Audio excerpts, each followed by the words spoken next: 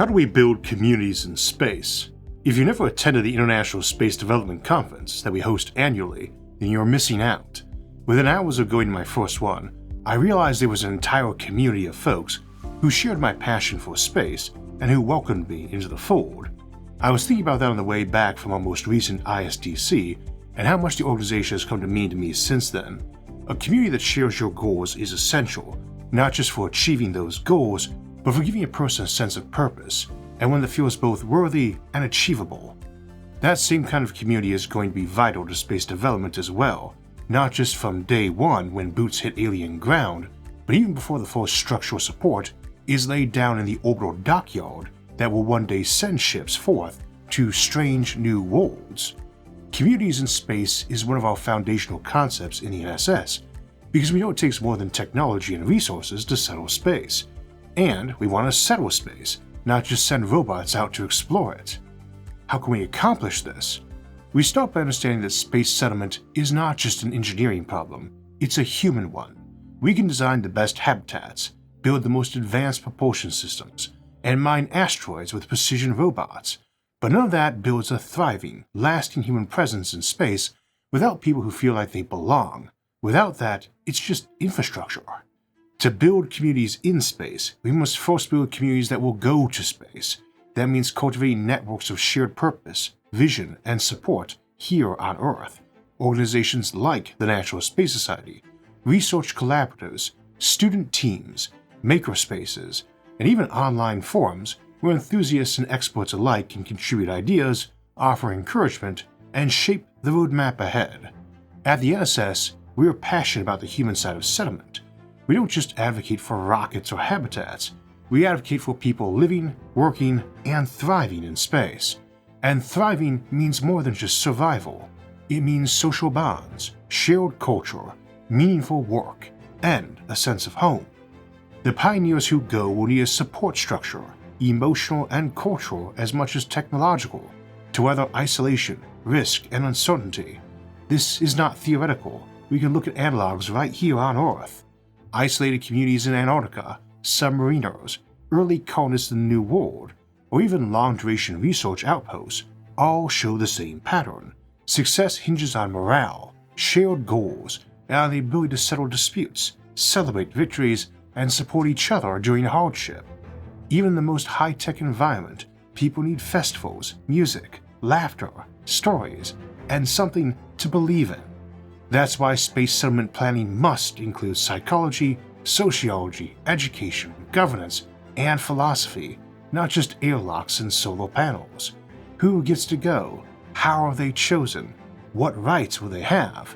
What responsibilities? Will they be trained settlers or just passengers?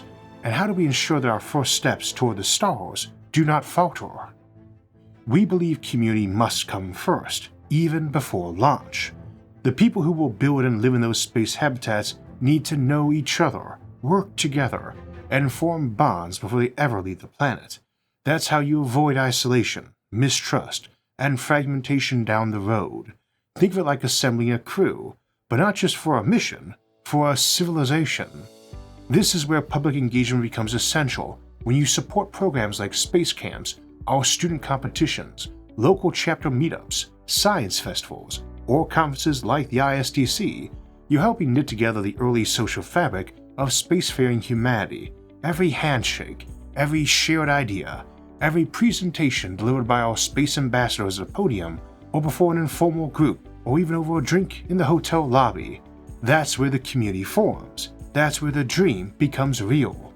We also need to ensure diversity in these communities, not just ethnically or nationally, but in thought, background, and perspective.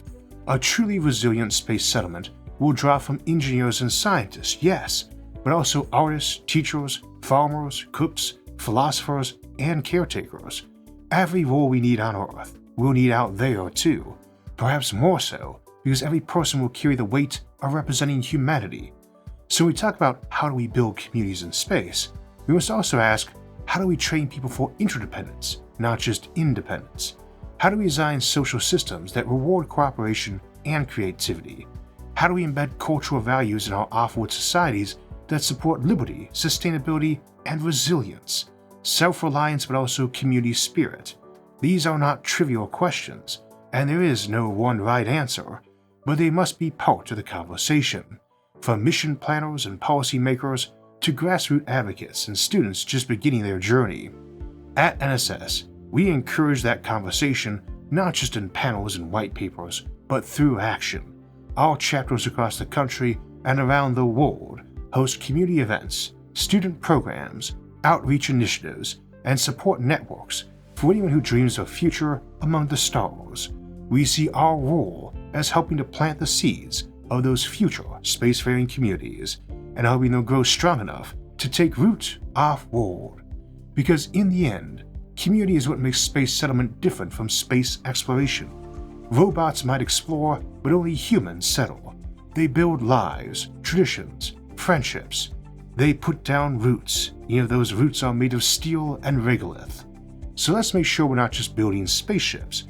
Let's build the kind of people and the kind of relationships that can fill those ships with hope and tenacity and carry that across the void.